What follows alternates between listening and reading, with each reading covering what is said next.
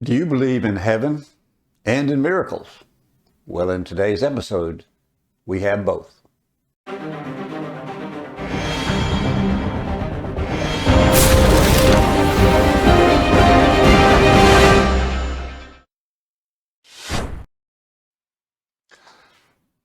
Hello and welcome back to Encounters from Beyond the Veil. In today's episode, we'll hear from a girl named Annabelle, who not only had one miracle, but two. Annabelle was suffering from what seemed to be an incurable intestinal disease. But her miraculous road to recovery all started when she was swallowed by a tree. She was hysterical and she was tugging me and screaming, just Mommy Annabelle stuck in a tree. And I thought, she's climbed too high. Okay, I'm coming. And she just kept saying, no, Mommy, you don't understand. Come now, come now. It wasn't until Christy Beam followed the eldest of her three daughters outside that she understood the panic in her voice. I kept saying, where is Annabelle? And I was looking around, and then finally at the same time, they both pointed to this massive tree and they said, she's in the tree in unison. And it was like everything just slowed down. It came to a screeching halt. 8-year-old Annabelle had fallen into a hollowed-out cottonwood tree she and her sister had been climbing and plunged 30 feet to the bottom. Christy called her husband Kevin, who raced home to try to save his daughter. I wanted more than anything in the world to just reach right down and grab that little girl and bring her up into my arms, and it was physically impossible. Meanwhile, Christy called 911. Kevin looked for signs that his daughter was alive. One of the most beautiful moments in my life was she just raised her little left arm and then put it back down. And I knew at that point that she was alive. The volunteer fire department arrived and quickly assessed the situation. We could see her with flashlights enough enough of her body to be able to see that she didn't appear to have any major hemorrhaging. Still, the rescue would take time and extreme caution. Because of the dynamic of the tree, because the tree was rotten, we didn't want to risk cutting anything out because we were afraid things would start falling in on her. As the family looked on, there was only one thing they could do. I just started praying, really just crying out, God, please be with her. God, please help her. God, please let her be okay. And then I texted my dad and I texted Kevin's mom and I said, pray. Inside the tree, Annabelle was in and out of consciousness as she attempted to climb out. I remember seeing this little thing that stuck out, like jutted out of the tree. It was kind of like a little step stool, and the whole entire time I tried to get up to that.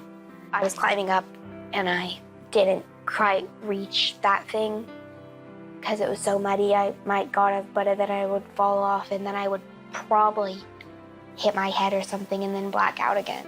Firefighters were finally able to communicate with Annabelle.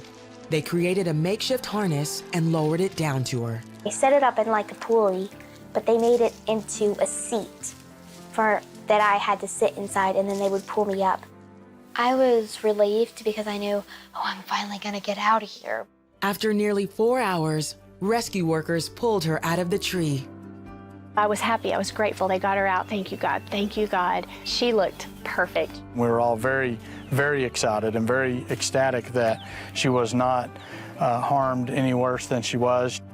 No broken bones, no paralysis, was nothing short of miraculous. Even the doctors who examined her at the hospital had no explanation why she wasn't severely injured. The doctor said, Mom, Jesus must have been with that little girl in that tree, because we don't ever have anybody fall 30 feet and not suffer paralysis or broken bones. But they believed there was another miracle that day. Annabelle told her mom that at one point, she met Jesus.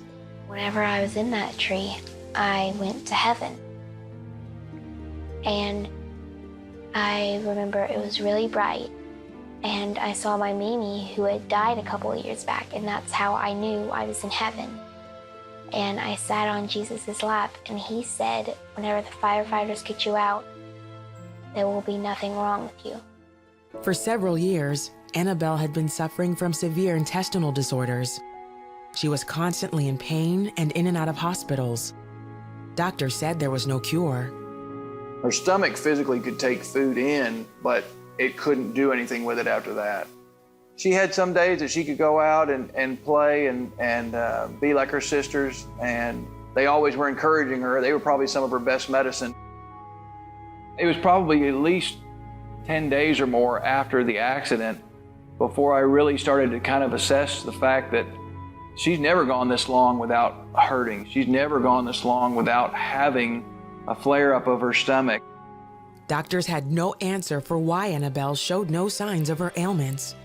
They started slowly taking her off medications. We dropped one medication after another away, and Annabelle ended up she's on 0 medications today. She doesn't go to a specialist anymore.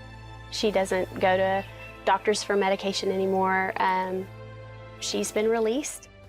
Today, Annabelle is eating well and very active. It was just so much fun because I could make up for all the times that I was sick on the couch. The Beams have learned from their experience that God is always there. They tell the story of Annabelle's journey in the book, Miracles from Heaven.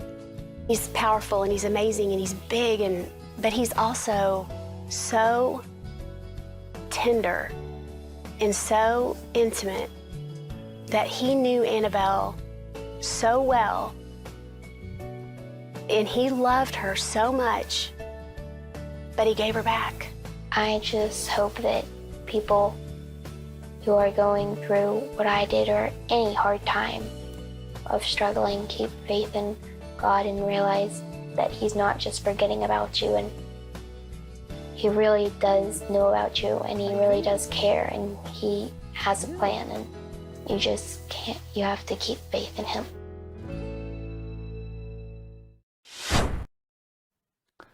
If you enjoyed this episode, hit the share button.